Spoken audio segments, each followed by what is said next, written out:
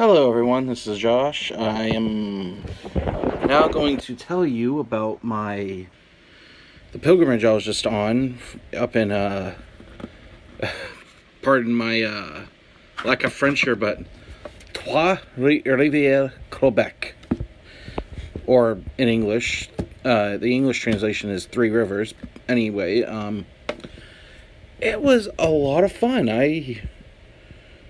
I gotta tell you all, it's one of the most incredible things I've ever experienced. And okay, the first day was, at least for the first part, it was a travel day. So I was my travel my pilgrimage technically started on Sunday because I stayed overnight in Rockland because the bus was leaving from Rockland to Skowhegan on Monday at 7:30, and I didn't want to travel from home to Rockland because it's about a 2-hour drive. That would have had me getting up at about like 4:30, and then leaving around 5:30, and I didn't want to do that. For those of you who know me, I do like the mornings, but I don't want to have to get up that early in the morning. So I did that, and I was able to get up at 5:30, get breakfast by 6:30, get over there for 7 o'clock. And the bus left promptly at 7:30, and then we went to the bus I was on, and met the bus going from Belfast. Because a backstory here, this was not a Prince of Peace parish where I'm from in Lewiston, my home parish. It was actually the parish in Camden, Belfast, and Rockland, known as St. Brendan the Navigator Parish, through a very nice priest that I've known for many years, Father Bob Valancourt. He was the one that was he headed up the pilgrimage to Trois-Rivières, Quebec. So it was in his parish, which is up in the Rockland, Camden, Belfast area. So that's just a little bit of information that is important. So continuing on now, then we met the other bus in Skowhegan. It picked up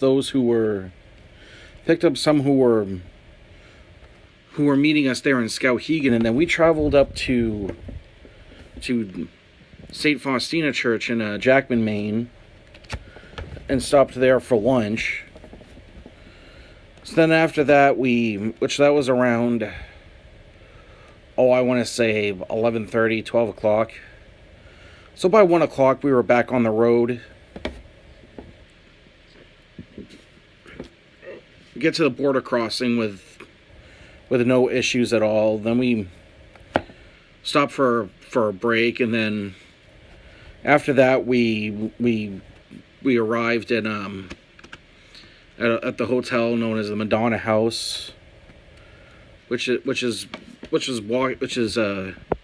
a very short walking distance to the Shrine of Our Lady of the Cape, which both the shrine and the basilica that are there are incredible, and you can see those on Facebook. I'll get you a link, so that way you can see those pictures directly, if that works. I don't know. Anyway, for those of you for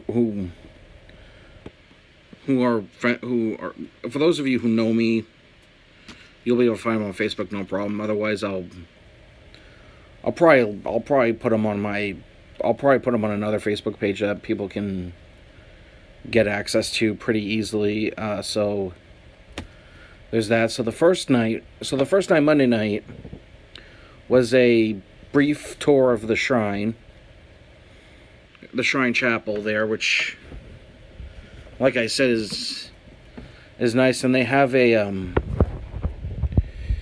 statue of the Blessed Virgin Mary there, and if you take a look at it from the side, you'll actually see that it is a statue of a pregnant Blessed Virgin Mary with Jesus in her womb, which that to me was fascinating, because you just don't see that statue of Mary that often.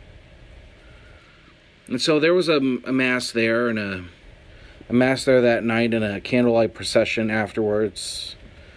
And the candlelight procession was very moving. We walked around it started out in the Rosary Garden, and it went around a little pond area that had a statue of the Virgin Mary with lights that resembled the rosary bead. There were the rosary beads. So that was day one. Day two, we went to the shrine of Saint Anne de Beaupré, which again is a very immaculate shrine.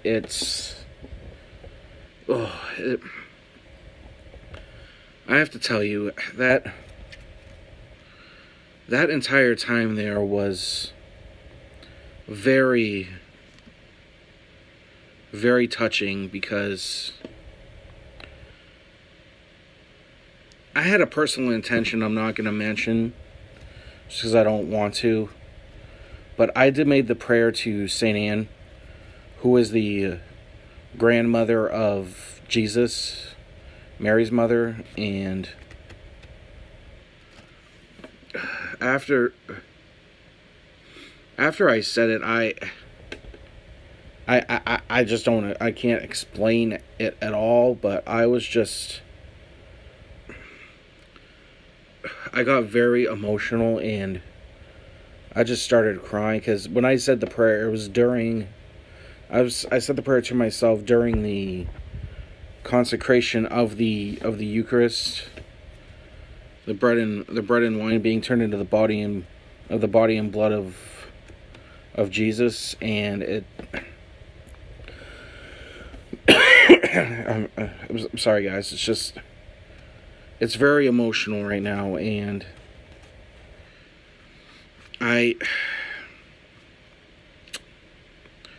there's not much more I can really say about it. I mean, it was so emotional, and just so very moving, and I loved every moment that I was there, and I honestly am looking forward to visiting that shrine again. And so then after that, well, in between, but prior to Mass, I forgot to mention this, we had the pilgrimage group as a whole, we had lunch at La Marie de Beaupré, which is a neat little restaurant just a few buildings down from the shrine, and the food was good. I enjoyed it. This is not a food review, so I'm not gonna get into that. So continuing on. So after we were done visiting the shrine of Saint Anne, we went to Montmorency Falls, which it's a neat little fall. It's neat, it's nothing like the Niagara Falls, but it's still very neat to see nonetheless. And what was pretty special there was I saw a total of 6 mini rainbows, which was pretty cool. Because of the spray from the falls, it created 6 of them. But what was neat about it is that there were 6 not in just one spot, and not, over a span of hours or something. This was like 6 of them one right after another within a 30-minute span, which that was just amazing. It was amazing to see the falls like that. And so then after that, we went back to and then we went to a little food court not too far in Quebec, and had supper there, and then went back to the hotel for the night. The next day, we were primarily at the Madonna House and the shrine of Our Lady of the Cape. For the day, we had a guest speaker in the morning of who actually is, I think he's at the he was a former teacher of Father Bob Valancourt's. His name is Father Norman Provencher, and he gave a talk about about Pope Francis's most recent apostolic exhortation of rejoice and be glad, which, and in our call to, not to be, again, the continued call to holiness, and not just be a normal person, which as Catholics, that's the goal. That's the end goal that we have, is to be holy, is to be saints, like the saints that influence us today. And at the shrine, I forgot to mention this. Besides a rosary garden that has statues for each of the mysteries of the rosary, the five for the glorious, the five glorious mysteries, the sorrowful mysteries, the joyful mysteries, and the luminous mysteries. But they were statues, which is incredibly neat and amazing. And we did a rosary, not a normal rosary. It was the rosary on the Beatitudes. So it's done like a normal rosary, but except that instead of, going through a certain mystery, you contemplate it over all the mysteries, and on the Hail Mary beads. Instead of saying Hail Mary, full of grace, it's each of the Beatitudes. And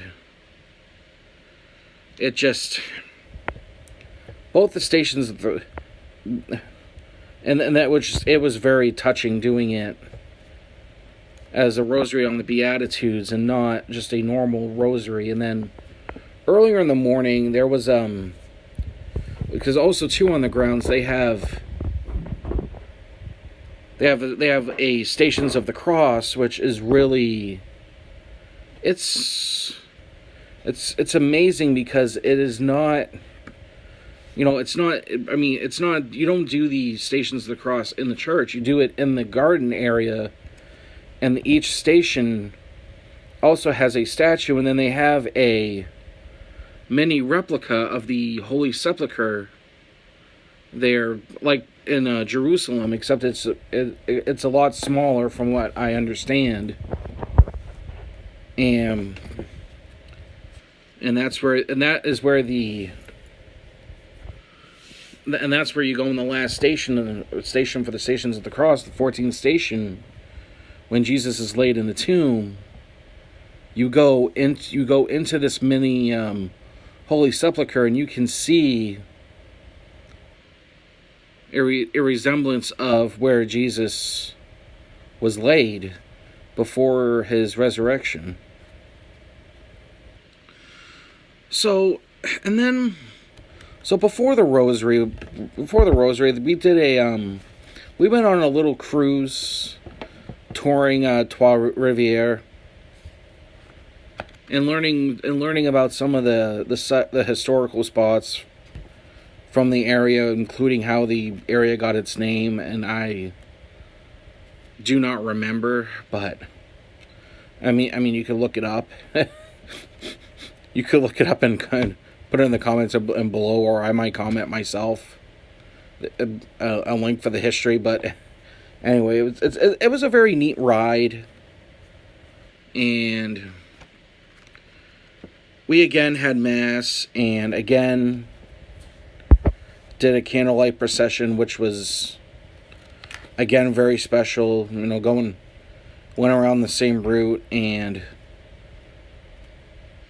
Thursday was the last day. Get up, get your stuff packed, have breakfast, and then we ended up coming home. It was the trek home. Stopped for lunch in St. George's. Got to the border. Came back home, no problems. I stayed again at a hotel overnight. And my trek ended this morning. So overall, I gotta say, I enjoyed being on the pilgrimage.